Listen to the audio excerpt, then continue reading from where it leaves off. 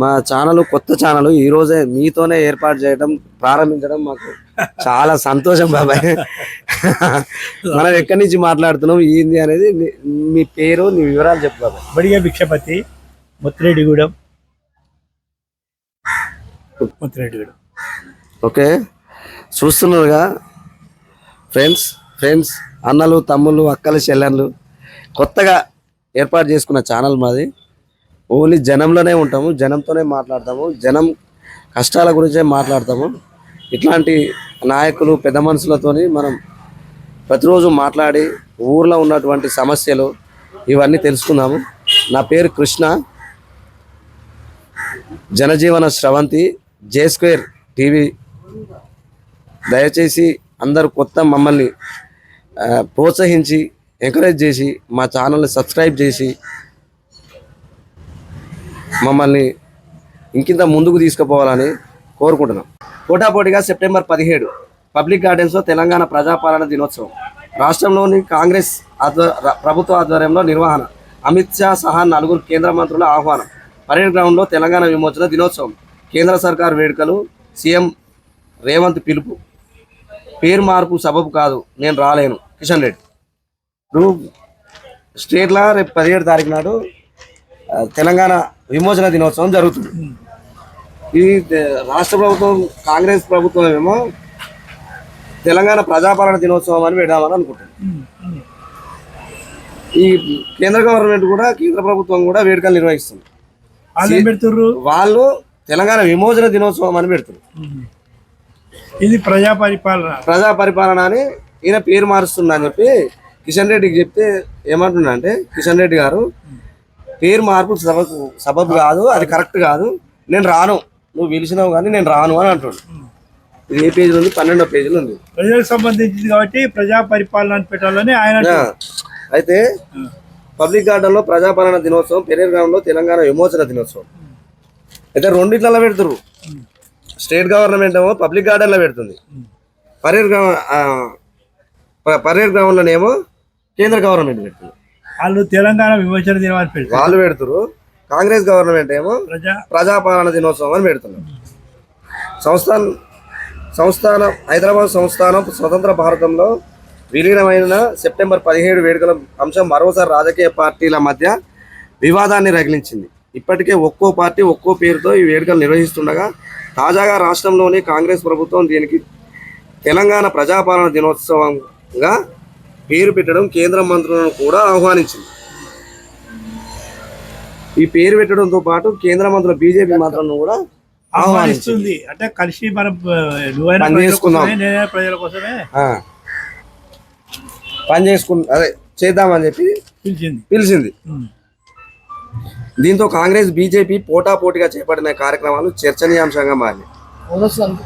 వీళ్ళిద్దరు కలిసి వేరు పెడుతున్నారు కదా, పేర్లు వేరైతున్నాయి.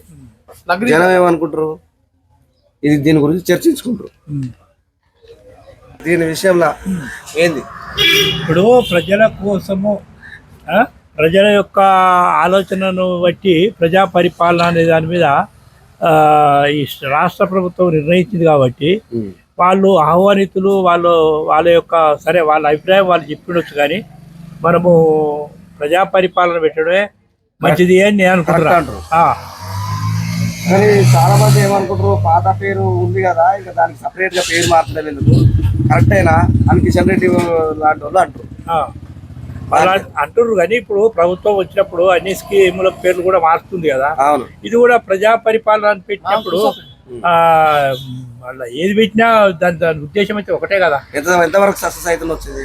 ఇది సక్సెస్ అవుతుంది, ఎందుకు అవుతుంది అనుకుంటున్నాం. ప్రజలకు ఇప్పుడు అందరికి కావాల్సింది అదే, పేరుతో కాదు, సేవ. ఆ సేవ కావాలి అనుకుంటున్నాం. ఓకే, ఇంకో వార్త చూద్దాం. డిస్ట్రిక్ట్లో వచ్చేది చూద్దాం బాబాయ్. వినాయక నిమజ్జనానికి సర్వం సిద్ధం. జిల్లా అంతటా నిమజ్జన కోలాహలం.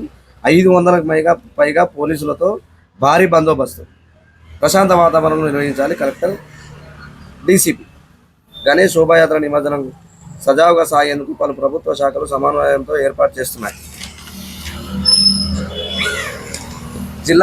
జిల్లా అంతటా 500 మందిగా బలగాలతో పోలీసులు భారో బందోబస్తు ఏర్పాటు చేస్తున్నారు. డీజేలను నిషేధించినట్లు ఈపాటికే పోలీసులు ప్రకటించడంతో నిర్వాహకులు కోలాటలు, వేషధారణలు, సాంస్కృతిక ప్రదర్శనలు ఏర్పాటు చేసుకుంటున్నారు. ఇప్పుడు వినాయకుడు వెనకట మీరు చిన్నగా ఉన్నప్పుడు ఎట్లా చేసిరు వినాయకుడి? ఇప్పుడు ఏమో డీజేలు, పాటలు ఇవన్నీ వచ్చినాయి కదా. అప్పుడు ఎక్కువ శాతం పద్మశాలీలు, కోమటోళ్ళు వాళ్ళు ఏర్పాటు చేసుకునేటటువంటిది. అయితే ఇప్పుడు సాంప్రదాయం ఏంటంటే అన్ని కులాలు, అన్ని మతాలు కూడా ఉన్నారు.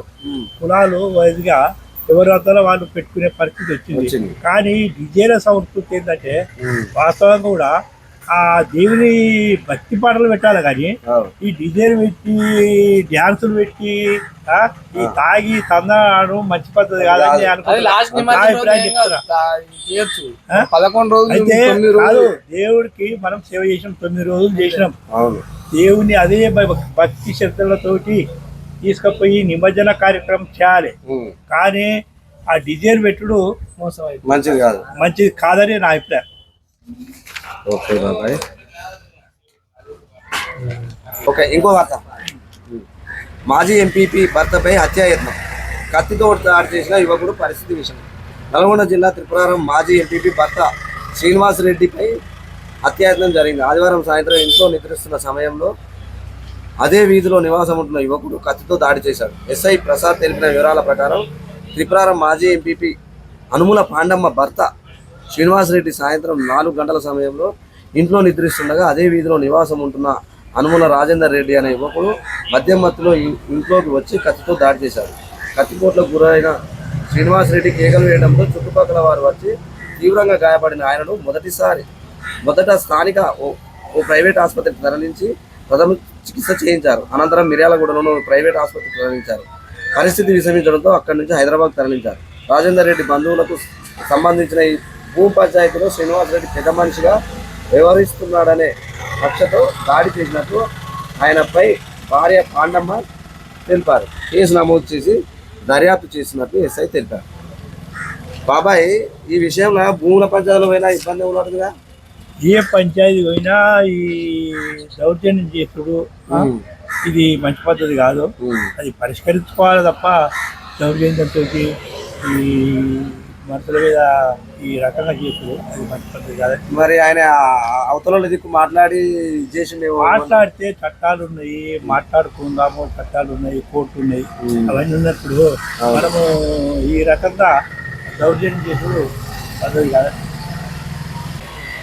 అనుమానాస్పద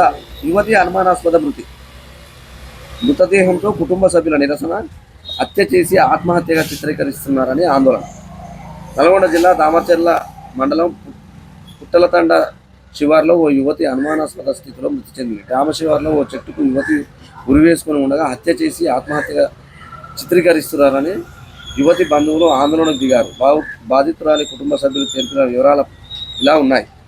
దామర్చర్ల మండలం మాన్తండాకు చెందిన బూక్యా మౌనిక 20 హైదరాబాద్లోని ఓ కళాశాలలో డిగ్రీ 2వ సంవత్సరం చదువుతుంది. ఈ క్రమంలోని చెందిన రూపావత్ నాయక్తో 3 ఏళ్ల క్రితం హైదరాబాద్లో పరిచయం ఏర్పడింది. కళాశాలకు సెలవు ఉండడంతో నాగునాయక్తో కలిసి మౌనిక హైదరాబాద్ నుంచి శనివారం సాయంత్రం పుట్టలగడ్డ తండాకు వచ్చింది. ఈ నేపథ్యంలో ఆదివారం మధ్యాహ్నం గ్రామ శివారులో వేప చెట్టుకు వేలాడుతున్న మౌనిక మృతదేహాన్ని స్థానిక రైతులు గుర్తించి గ్రామస్తులు పోలీసులకు సమాచారం అందించారు. మౌనిక కుటుంబ సభ్యులు అక్కడ చేరుకొని ఆందోళన చేశారు. మౌనిక మృతికి రూపావత్ నాగునాయక్ కారణమని ఆరోపిస్తూ బొత్తలపాలెం వద్ద నాగడ్పల్లి అద్దంకి రహదారిపై మృతదేహంతో రాస్తారోక చేశారు. మౌనికను హత్య చేసి ఆత్మహత్యగా చిత్రీకరించాలని, నిందితులను కఠినంగా శిక్షించాలని డిమాండ్ చేశారు. బాబాయ్, ఈ మధ్య ఈడ చూసినా ఈ అమ్మాయిలను చంపడం, మానభంగం చేయడం ఇట్లాంటివి జరుగుతున్నాయి. రోజు ఒకటి వస్తుంది, ఖచ్చితంగా రోజు ఒక న్యూస్ వస్తుంది ఇట్లా. ఈ విషయంలో అమ్మాయిల తల్లిదండ్రులు, అమ్మాయిలు ఎట్లాంటి జాగ్రత్తలు తీసుకోవాలి, ఎట్లుంటే మంచిగా ఉంటుంది? వాళ్ళ కొద్దిగా నిజంగా కూడా వాళ్ళు మనకు ఏ రకమైనటువంటి ఇబ్బందులు జరుగుతున్నాయి వాళ్ళు ఆలోచించాలి. తల్లిదండ్రులు కూడా, వాళ్ళ కుటుంబ సభ్యులు కూడా కొంచెం జాగ్రత్తలు తీసుకోవాలి, చూసుకోవాలి. ఉమ్. మనము ఒంటరిగా వెళ్ళిపెడితే తిరిగే పరిస్థితి లేవు. అవును. ఆ? ఇది చేయడం కూడా మంచి పద్ధతి కాదు. ఉమ్. అయితే మరి అక్కడ పరిస్థితులు ఏమేమి ఉన్నాయి అనేది కూడా మనకేం తెలియదు. తెలియదు. ఇంకొకటి ఏంటంటే స్టేట్లో మొన్న కలకత్తాలో జరిగిన ఆ హాస్పిటల్లో ఈ అమ్మాయిని రేప్ చేసి చంపేసారు. ఇట్లాంటివి దేశంలో చాలా జరుగుతుంది బాబా. ఇట్లాంటివి అమ్మాయిల తల్లిదండ్రులు చాలా జాగ్రత్తగా ఉంది. గవర్నమెంట్ కూడా దీని విషయంలో ఏదైనా చట్టం తీసుకురావాలి. ఎట్లాంటి చట్టం తీసుకొస్తే సెక్షన్లో కొద్దిగా కఠినంగానే ఉండాలి. ఎందుకంటే అట్లా చేయడానికి వాళ్ళు భయపడాలి. పబ్లిక్లా ఏమన్నా పబ్లిక్ చూస్తుండగా అరే ఇంకొకరికి కూడా ఇట్లా జరుగుతుందేమో మాకు పబ్లిక్ ఇవ్వాలి శిక్ష. బాబాయ్, సర్పంచ్ ఎలక్షన్లు ఉన్నాయి కదా, త్వరలో రాబోతున్నాయి కదా. ఇప్పటికే దగ్గర సంవత్సరం అవుతుంది. ఇప్పుడు అంతా ఈ ఊర్లల్లో గ్రామ పంచాయతీ పరిపాలన అనేది నడుస్తున్నది. ఎట్లుంది ఇప్పుడు ఇది? గ్రామ పంచాయతీల పరిపాలన మంచిగుందా? సర్పంచ్లు ఇప్పుడు మామూలుగా మన బీసీ కులగణన చేస్తా అని అంటుంది గవర్నమెంట్. ఎప్పటి వరకు పూర్తి అవుతుండొచ్చు? అసలు అవుతుందా కులగణన? ఎలక్షన్లు ఎప్పుడు అవుతుండొచ్చు? ఇప్పుడు సర్పంచులు లేకపోతే బాధ్యులు లేరు. మనము లైట్ల విషయంలో కానీ, మోరీల విషయంలో కానీ, ప్రజాపాలన అంటే ఇప్పుడు ఒక సర్పంచ్ ఉండాలి, బాధ్యులు. సర్పంచ్, వార్డు మెంబర్లు వాళ్ళు ఉంటేనే మనం పోయి వాళ్ళ ఇక్కడ లైట్ వెలుగుతలేదు, మోరీలు వస్తలేవు, మా పరిస్థితి ఏంది అన్నీ అడగటానికి వీలు ఉంటుంది. మరి ఎన్ని రోజులు? ఇప్పుడు దగ్గర 6 నెలలు అవుతున్నట్టుంది. 6 నెలలు, సంవత్సరం దగ్గరకు సర్పంచ్లు అదే పదవి విరమణ ఉంది. ఎన్ని రోజులు ఈ పంచాయతీ సెక్రటరీల పరిపాలన మంచిగా లేకుండా ఎట్లా అనిపిస్తుంది? నాకు అంటే ఇక్కడున్న పరిస్థితులు చెప్తున్నాము. వాస్తవం ఏంటంటే సర్పంచ్ ఉంటే ఒక లైట్ వెళ్ళకపోతే పోయి ఇమీడియట్ సర్పంచ్ని అడిగేది, వార్డు మెంబర్లను అడిగేది. కానీ ఇప్పుడు ఎవరిని అడుగుతారు? సెక్రటరీని అడగాలి. అడిగితే ఏపీస్తా అంటాడు, ఆ బడ్జెట్ లేదు అంటాడు, ఏపీయడు. ఒకవేళ వాళ్ళ ఏ ఇబ్బందులు పడినా వాళ్ళు ఏపించేది. కానీ మనకేంటంటే బాధ్యత, ఇప్పుడు వాళ్ళు ఏంటంటే అఫీషియల్గా వాళ్ళు ఉండరు కదా, ఇప్పుడు సెక్రటరీలు వాళ్ళ అధికారుల పరిపాలన కాదు, ప్రజా పరిపాలనే ఉండాలి. మరి ఇక సర్పంచులు లేని లోటు కూడా వాస్తవంగా జనానికి కనిపిస్తుంది. ఎప్పుడైతుండొచ్చు ఎలక్షన్లు? గవర్నమెంట్ ఎప్పుడు ప్రకటిస్తుండొచ్చు? ఇక మరి ఇప్పుడు బీసీ అది కులగణన చేయాలంటారు కదా, ఇప్పుడు దాన్ని మరి అది చేస్తే అవుతుండొచ్చు. ఇప్పుడు సాధ్యమేనా మరి? అది సాధ్యమేనా అంటే గవర్నమెంట్ తలుచుకుంటే చేస్తుంది. అవును, చేస్తుంది. ఇప్పుడు ఎలక్షన్లు వస్తున్నాయి కదా బాబాయ్, నువ్వు ప్రజలు ఇప్పుడు ఎవ్వరు ఎక్కువ ఖర్చు పెడితే వాళ్ళకే పట్టం కట్టబెడుతున్నారు.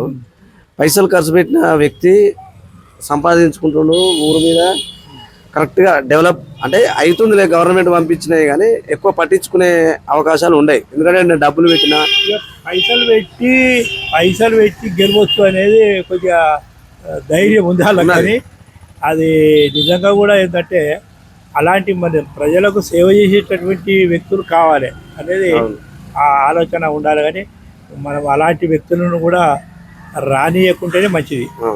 పబ్లిక్ విషయంలో ఏమైనా చెప్పాలంటే ఏం చెప్తావు బాబాయ్? పబ్లిక్ ఈ విషయంలో డబ్బులు తీసుకోవద్దని చెప్తారా? తీసుకున్నా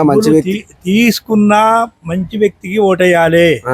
మనకు ప్రజల కోసం చూసే వ్యక్తులకు ఓటేయాలి. మన ఊరును అభివృద్ధి చేసేటందుకు సహాయపడాలి ఆ కమిటీ. డబ్బులు తీసుకున్నా అంటే ఇప్పుడు నువ్వు నేను నిలబడ్డాం అనుకో, నువ్వు ఇస్తావు డబ్బులు, నేను ఇస్తా. నువ్వు డబ్బులు ఇచ్చి గెలిచినావు, నీకున్న ఆలోచన ఉంటది. అందులో మంచి వ్యక్తి ఎవరు అనేది ప్రజలకు తెలుసు. ఆ ప్రజల ఆ విధంగా ఆలోచన చేయాలి, ఆ విధంగా గెలిపించాలి. మంచి వ్యక్తి కూడా డబ్బు సంపాదించాలని ఆలోచన వస్తుంది. ఇక ఆలోచన వచ్చినా కానీ కొద్దిగా మంచి వ్యక్తి కొద్దిగా అంతగానో ఉండదు, చెడు అనేది ఉండదు, తక్కువ ఉంటుంది. ఇప్పుడు మనం ప్రజల